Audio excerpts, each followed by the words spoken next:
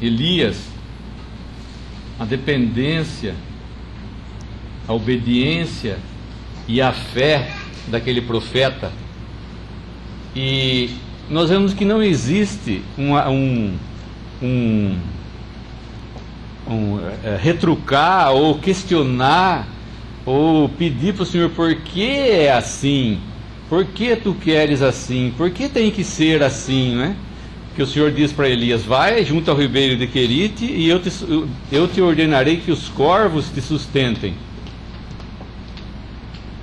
Nossa, Elias podia pensar: o que eu vou fazer, não é, no ribeiro de Querite, esperando que corvos me sustentem? Não, ele não fala nada, ele simplesmente obedece ao Senhor. Essa é um espírito da pessoa que está acostumada com o Senhor. Enoque, né, estava tão familiarizado que Deus o trasladou.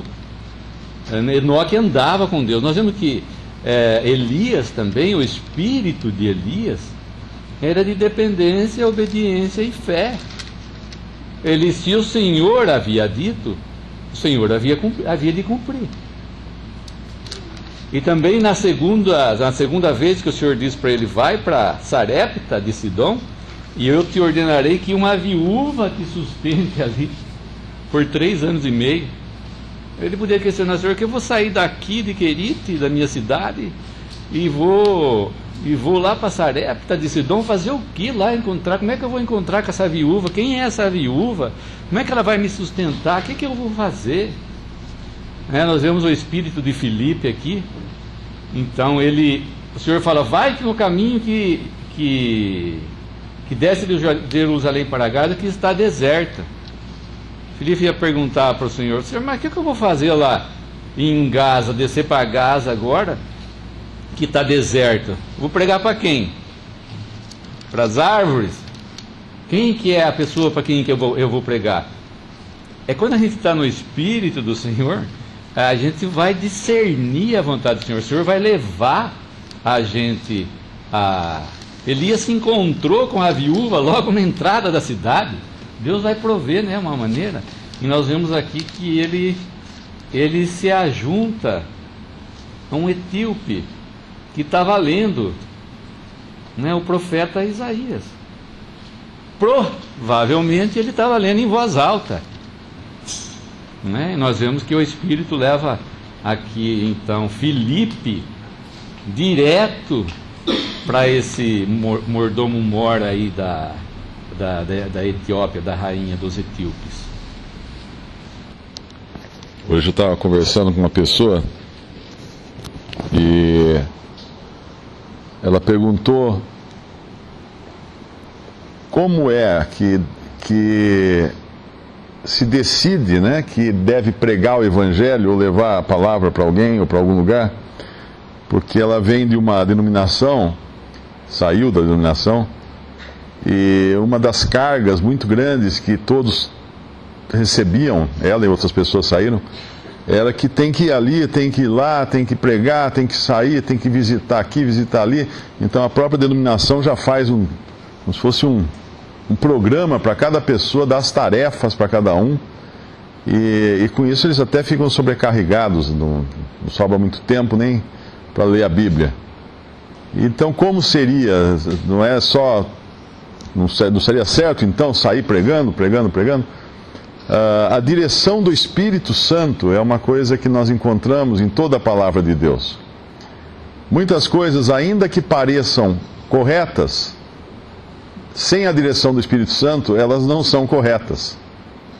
Quando, no capítulo 16 de Atos, versículo 6, e passando pela Frígia e pela província da Galácia, foram impedidos pelo Espírito Santo de anunciar a palavra na Ásia. E quando chegaram a Mísia, intentavam ir para a Bitínia, mas o Espírito de Jesus não lhe permitiu. E tendo passado por Mísia, desceram a Troade. Ora, mas não era ir por todo mundo e pregar o Evangelho a toda criatura? O que está acontecendo aqui? Que conflito é esse de informações, né? De ordens que Foi dada uma ordem e de repente eles querem ir lá para a Galácia, e são impedidos de pregar o Evangelho na Ásia, pregar a palavra na Ásia, e depois, quando queriam ir para Bitínia, são impedidos também pelo Espírito Santo, pelo Espírito de Jesus. Então, como é que é isso? O servo do Senhor, ele tem que estar em dependência do Senhor. Ele tem que estar atento à voz do Espírito Santo para saber a direção que é para ele ir. Não que vai escutar uma trovoada, alguma coisa assim, né? Mas o Espírito Santo, ele sim, ele dirige os seus. E aqui nós vemos que Paulo foi impedido de pregar na Ásia, e uma razão logo aparece no próprio capítulo 16, né? Lídia era da Ásia, só que ela estava em Filipo. Ela tinha uma casa em Filipo, ela era da Ásia, tinha uma casa em Filipo, provavelmente fazia seus negócios de venda de púrpura em Filipo, e é ali que tinha que ser encontrada essa mulher. Se Paulo fosse para a Ásia, não ia encontrar Lídia, não ia ter a carta aos Filipenses, porque ali começa toda a história da Assembleia de Filipo, da conversão de Lídia, depois a libertação daquela jovem possessa, da conversão do carcereiro, tudo isso em Filipo. Então Deus dirige sim a sua obra, dirige os seus. Não é uma assembleia que dirige, que dá as ordens, como acontece nas denominações, né, que decidem, você vai por ali, você vai por lá, você faça isso, você faça aquilo, e como se fosse uma lista de tarefas para cada um, que é distribuída a cada um. Mas não é assim nas coisas de Deus. Quando nós vemos no capítulo 13, no capítulo 13 de Atos mesmo, e na igreja que estava em Antioquia havia... versículo 1, capítulo 13, Atos 13, versículo 1. E na igreja que estava em Antioquia havia alguns profetas e doutores, a saber, Barnabé e Simeão, chamado Níger, e Lúcio Cirineu, e Manaém, que fora criado com Herodes, o tetrarca, e Saulo. E servindo eles ao Senhor e jejuando, disse o Espírito Santo: apartai-me a Barnabé e a Saulo para a obra a que os tenho chamado. Então, jejuando e orando e pondo sobre eles as mãos, os despediram. E assim estes, enviados pelo Espírito Santo, desceram a Seleucia e dali navegaram para Chipre. Enviados pelo Espírito Santo.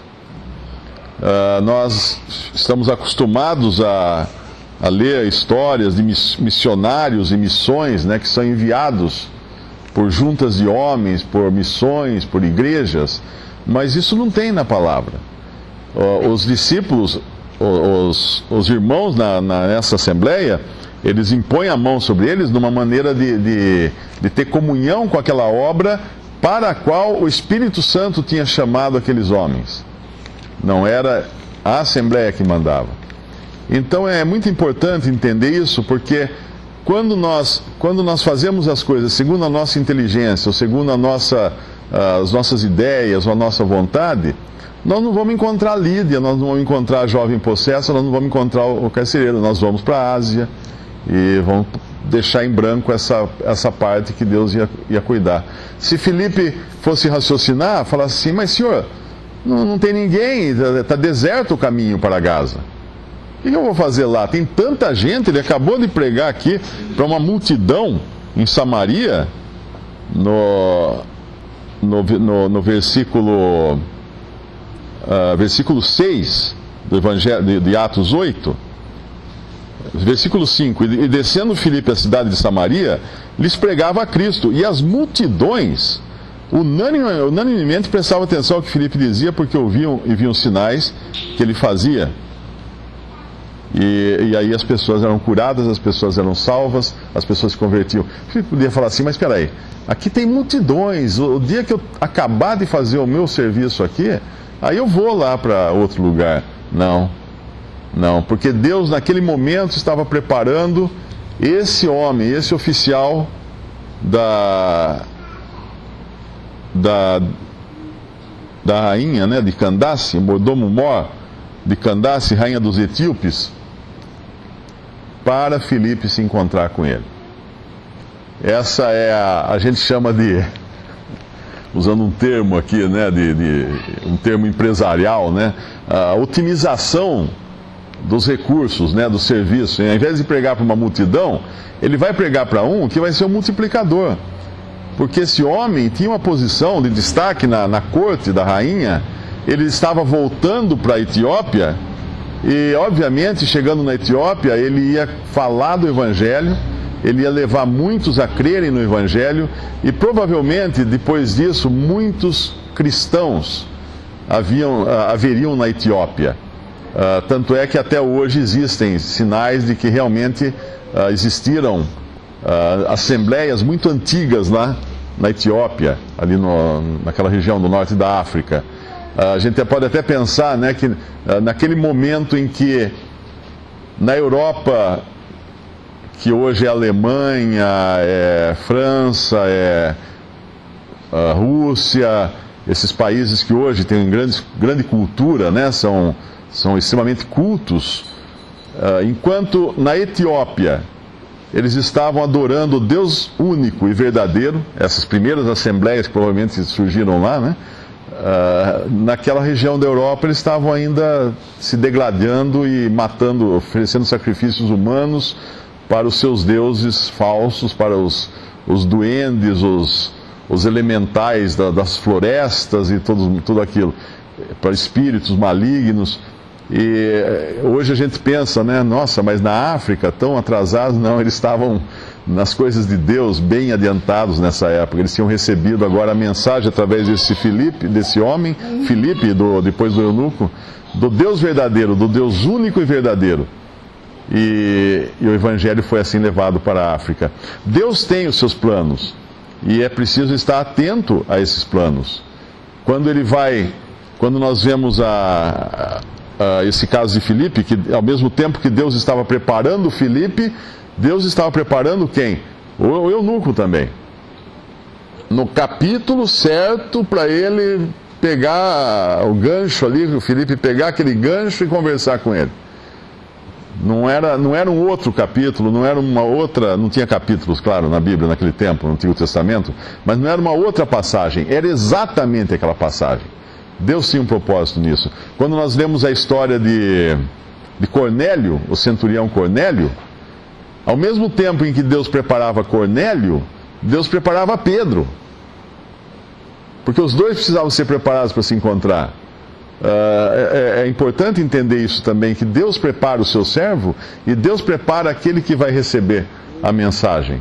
Por isso que isso exige dependência, né, em primeiro lugar, do Espírito Santo, e entender também quando Deus está agindo na obra de Deus, né? Porque é Ele quem é Ele que está acima de todas as coisas, Ele que dirige os seus. Aí quando começa a ter algum distúrbio por questões humanas e vontade própria, a gente cai naquilo que está em Atos capítulo 15, quando nós vemos as opiniões humanas interferindo na obra de Deus. Versículo 36, Atos 15, 36. E alguns dias depois disse Paulo a Barnabé: tornemos a visitar nossos irmãos por todas as cidades em que já anunciamos a palavra do Senhor, para ver como estão. E Barnabé aconselhava que tomassem consigo a João, chamado Marcos. Mas a Paulo parecia razoável que não tomassem consigo aquele que desde a Panfilha se tinha apartado deles e não os acompanhou naquela obra. E tal contenda houve entre eles que se apartaram um do outro. Barnabé, levando consigo a Marcos, navegou para Chipre. E Paulo, tendo escolhido a Silas, partiu encomendado pelos irmãos à graça de Deus. Aqui há uma cisão agora. Nós não vamos mais ouvir falar de Barnabé, ao que me parece, ele não aparece mais. É como se nós tivéssemos uma história correndo numa linha e chega nesse momento tem uma bifurcação. Só que a história não acompanha Barnabé, ela acompanha Paulo. Porque Barnabé estava indo na direção errada, certamente ele tinha tomado a decisão errada. Eu não sei se tinha alguma relação de parentesco aqui, né, entre Barnabé e João Marcos, que possa ter pesado na sua decisão.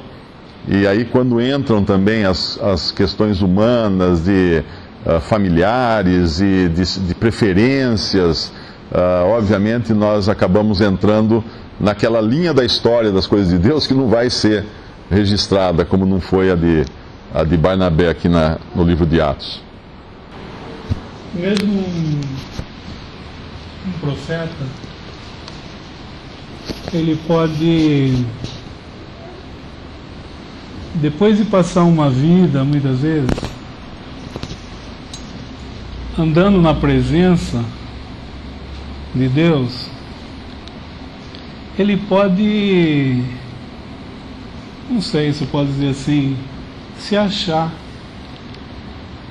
Ele pode achar que ele é algo, ou que sem ele Deus não possa fazer a sua obra. E um exemplo clássico disso é Elias mesmo, porque numa das vezes, quando Jezabel ameaça Elias, ele, para escapar com vida, ele vai ao deserto e vai longe, e vai cada vez mais longe, confiando nos seus, eu vou falar assim, confiando nos seus recursos, confiando na sua experiência, talvez, se pudesse colocar dessa maneira, sem estar na presença, ou submisso ao que Deus tinha para ele.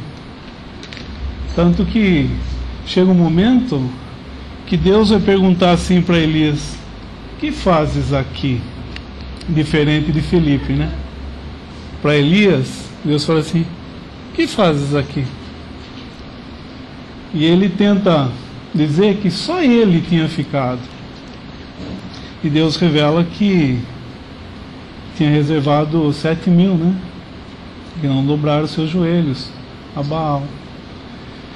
Então, esse é um exemplo, talvez um exemplo clássico de uma pessoa que andou na presença, em comunhão. Estava pensando, nós estamos lendo lá em Piracicaba, e eu queria fazer uma aplicação em relação ao maná. O maná, eles tinham que colher todos os dias. Não podiam colher para o dia posterior. Não podia guardar, porque senão bichava e cheirava mal. Os israelitas tentaram fazer isso aí. Eu estava pensando aplicando isso em relação à comunhão, porque estava pensando, o maná de ontem, alguém deve ter escrito isso, o maná de ontem não servia para hoje, e o maná de hoje não vai servir para amanhã. Queria aplicar assim, né? A comunhão de ontem não serve, por assim dizer, para hoje. E a nossa comunhão hoje não vai servir para amanhã. Cada dia, cada passo, com a boca no pó, errando. E no caso lá de Filipe, a coisa tão, o irmão mencionou, uma coisa tão bonita, porque você vê Pedro, quase 3.000 almas em Atos 2. Depois em Atos, acho que em Atos 4, por ali, quase 5.000 almas. Agora é ordenado a ele aí a Gaza, no final do versículo 26, que está deserto. Era uma pessoa, assim, colocando para nós também a importância da pessoa, não da quantidade. A importância que nós temos para Deus, a importância que esse eunuco tinha para Deus. Ele estava voltando de Jerusalém, ele tinha ido no versículo 27 final para adoração, e ele regressava. Dá a impressão que ele está voltando do mesmo jeito que ele foi. E muito bom ver esse servo de Deus, que lá, a semana passada, eu acho que o Mário me mencionou, que ele é chamado de o evangelista, né? E que bom ver esse evangelista não fazendo a sua obra, mas submisso àquilo que Deus tinha para ele. É tentador querer fazer a nossa obra. É tentador. Porque às vezes dá visibilidade. E às vezes tem irmãos que lá no canto escondido e fazendo algo tão importante que muitas vezes nós só vamos saber disso lendo as histórias dos irmãos do século retrasado. A gente vê quanta coisa que esses irmãos fizeram, escreveram, debateram, sofreram pelo nome do Senhor, cuidaram das assembleias, dos irmãos, o cuidado que eles tinham, e depois, em vários casos, N casos, muitos desses próprios irmãos se voltando contra eles também. Então, muita coisa a gente vê, e que bom nós vemos um exemplo de um evangelista submisso àquilo que Deus estava falando para ele. E para nós também é não só um ensinamento, como é um encorajamento nesse sentido, né? De estarmos esperando no Senhor para darmos nossos passos, e nós vamos errar, dar os passos antes e não dar os passos quando deveríamos dar, mas o Senhor sabe. Mas vemos um caso aqui, no caso desse Elias, Filipe, em contraste com Elias, naquele determinado momento, que foge, tinha sido livrado de tantas coisas, agora ele confia em si próprio. É lucro, então aí vale pensar em quantidade, né? E é exatamente isso que a gente vê as organizações religiosas fazerem. É pesquisa de mercado, onde eu posso conseguir mais pessoas para crer se eu pregar o Evangelho, porque quanto mais dinheiro na coleta, mais dinheiro nós temos, mais nós podemos fazer. Alguns usam até a piedade como fonte de ganho, dizendo: teremos mais dinheiro para ajudar os pobres, para fazer bondade. E o argumento usado assim, Filipe podia dizer: bem, mas eu tenho multidões me ouvindo aqui, tem multidões de pessoas recebendo o Evangelho, nós vamos crescer aqui. Mas Deus, quando fala para ele sair e ir para o deserto, tem um homem só. O ministro da fazenda de Candace, né? Ele era considerado como o ministro da fazenda, o homem que tomava conta dos tesouros lá. Estava ali, voltando de Jerusalém, onde ele tinha ido. Provavelmente ele era um prosélito, né? um não-judeu convertido ao judaísmo, porque ele foi até Jerusalém para adorar, e voltou vazio, porque ele só tinha na mão o rolo das Escrituras, do profeta Isaías. E eu imagino quanto devia ser difícil conseguir um negócio desse, porque hoje você precisa de um livro aí, é só entrar na internet, imprime e está pronto, está na mão, o que você quiser. Mas naquele tempo, as Escrituras, em forma de rolos, era coisa assim, volumosa e caríssima, porque era feito tudo à mão. E não era todo mundo que podia ter acesso a isso. Mas esse homem, ele voltou de Jerusalém com isso na mão e lendo. E o Batista falou: talvez, eu tenho certeza, ele estava falando em voz alta o que ele lia, porque nós vemos que Filipe ouviu o que ele lia, o profeta Isaías. E pergunta: entendes o que lê? O argumento até Filipe podia argumentar com Deus, mas espera um pouco, por causa de um homem, eu vou largar toda essa multidão que está ouvindo aqui. Não há argumento, ele faz sem discutir, sem questionar. Hoje, as organizações religiosas fazem até pesquisa de mercado, uma série de coisas, falou assim, olha, nós temos necessidade em tal área, vamos em tal lugar, porque lá o evangelho não penetrou ainda, e nós precisamos levar o evangelho lá para conseguir mais adeptos, para aumentar o número de fiéis, e parece que isso que é o importante. E na realidade, quando é Deus dirigindo, quer seja pregando uma multidão, quer seja pregando para um homem no deserto, é Deus quem dirige, Deus quem dá o fruto de tudo isso. Quando nós entendemos isso, nós não vamos ficar preocupados o quanto nós podemos fazer para Deus, mas o que devemos fazer para Ele, é o que Ele pede. Se Deus me pede para ficar sentado numa cadeira na minha casa, eu sair dali e pregar o evangelho na praça pública, pode parecer a coisa melhor do que ficar na cadeira. Mas do ponto de vista de Deus, o que Ele me pediu foi sentar na cadeira, eu desobedeci. Então, não é tanto o que eu quero fazer por Deus, mas o que Ele quer que eu faça.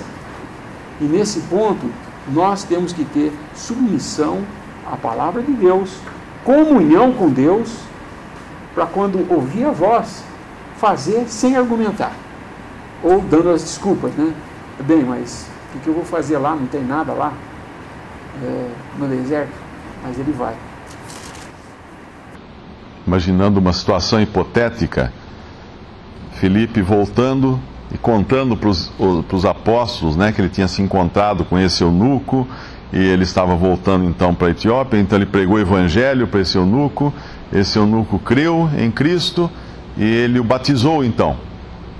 E aí Pedro perguntaria, mas Filipe, você pegou o endereço dele? Você pegou os dados dele?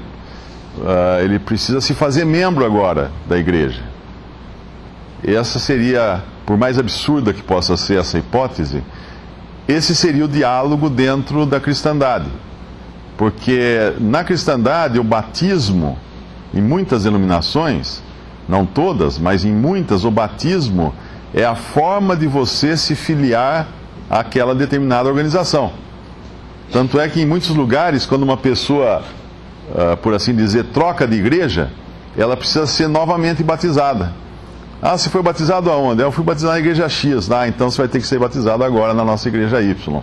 Então ela passa por outro batismo. Antes de ontem, conversando com uma irmã, ela foi batizada 3 vezes, em 3 diferentes religiões.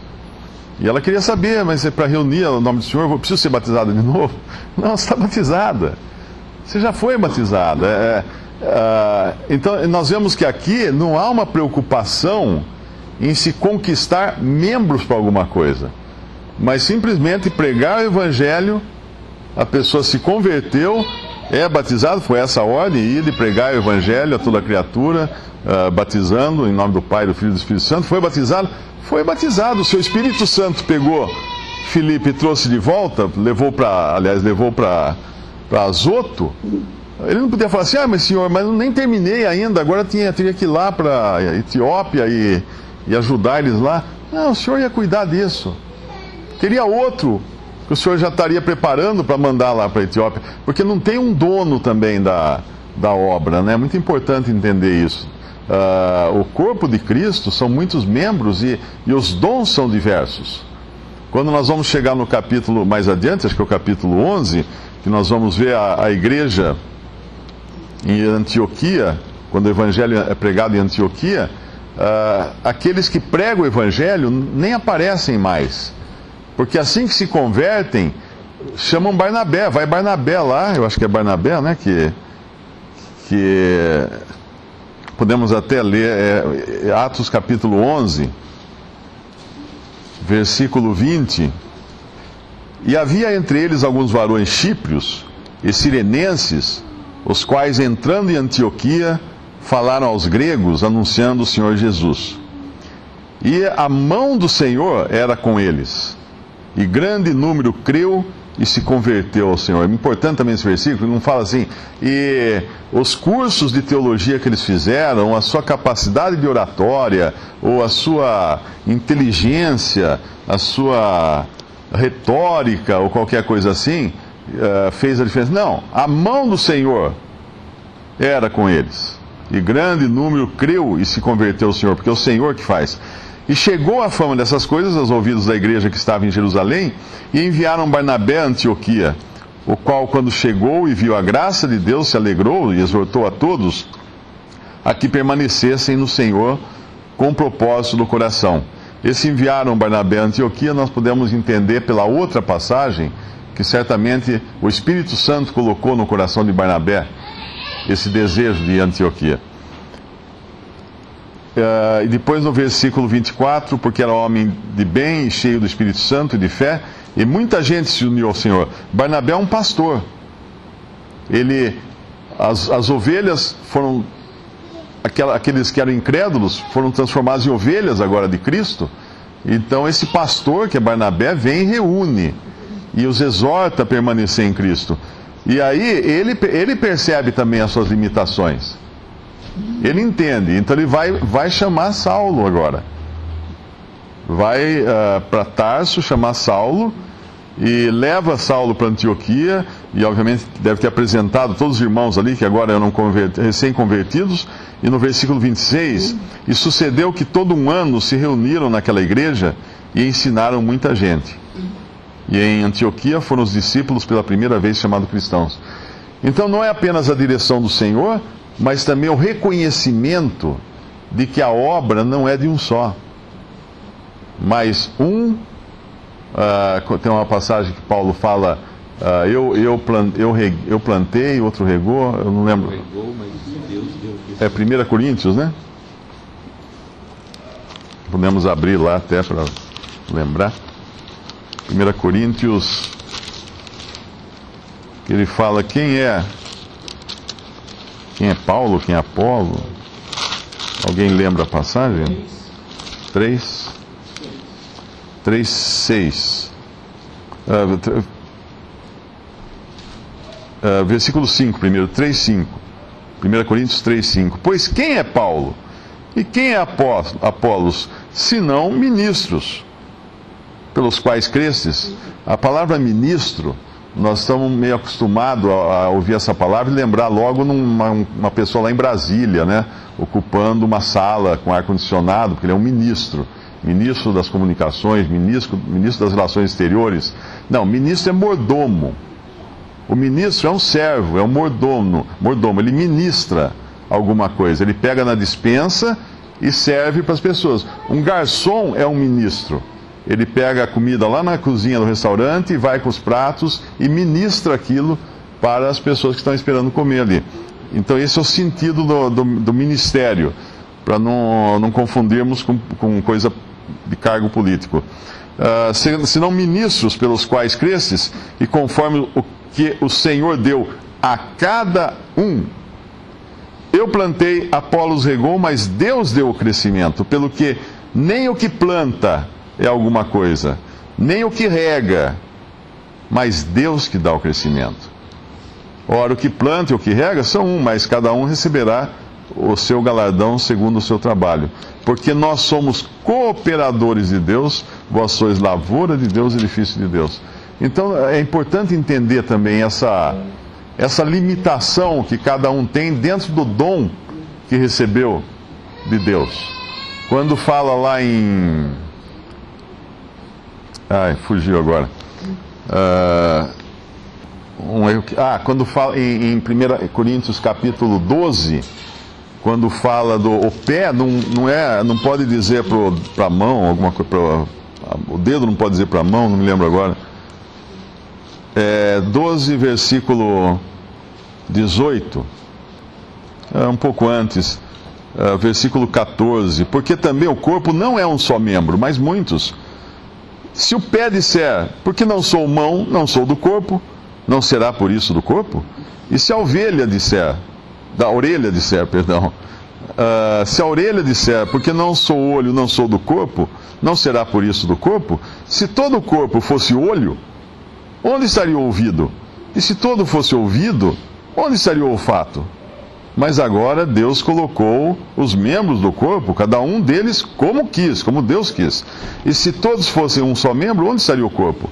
Agora, pois, há muitos membros, mas um corpo. E o olho não pode dizer à mão, não tenho necessidade de ti, nem ainda a cabeça aos pés, não tenho necessidade de vós. Antes, os membros do corpo que parecem ser os mais fracos são necessários. E os que reputamos serem menos honrosos no corpo, a esses honramos muito mais. E aos que em nós são menos decorosos, damos muito mais honra. Isso é como Deus quis. E nós temos a tendência de falar assim, não, tem que ser todo mundo que nem eu. Está errado, porque senão não seria um corpo, uma aberração, um corpo onde todos os membros fossem iguais. Imagina, todos têm a mão direita, duas mãos direitas. Seria uma coisa estranhíssima. E essa necessidade uns dos outros é preciso reconhecer também, como os discípulos faziam já lá em Atos, e deixar que o Senhor faz a obra. Que Filipe foi, pregou o Evangelho, batizou, pronto. Não precisa transformar aquele eunuco em membro de alguma organização. O Senhor iria mandar alguém lá para visitá-lo, o Senhor ia dar continuidade naquela obra, não ficou registrado porque não era do interesse do Espírito Santo deixar para nós até hoje. Mas nós sabemos que assim era por causa de outras passagens, onde existe esse registro de um que prega, depois outro que vai e pastoreia, e depois outro que vai e ensina. O versículo 37 é reconhecido como não genuíno. Na versão do Darby ele não consta, ele vai do 36 para o 38, só para o 37. Ele diz: Filipe, é lícito se crês de todo o coração? E respondendo ele, diz: creio que Jesus Cristo é o Filho de Deus. O irmão menciona que isso pode ter sido acrescentado por um copista.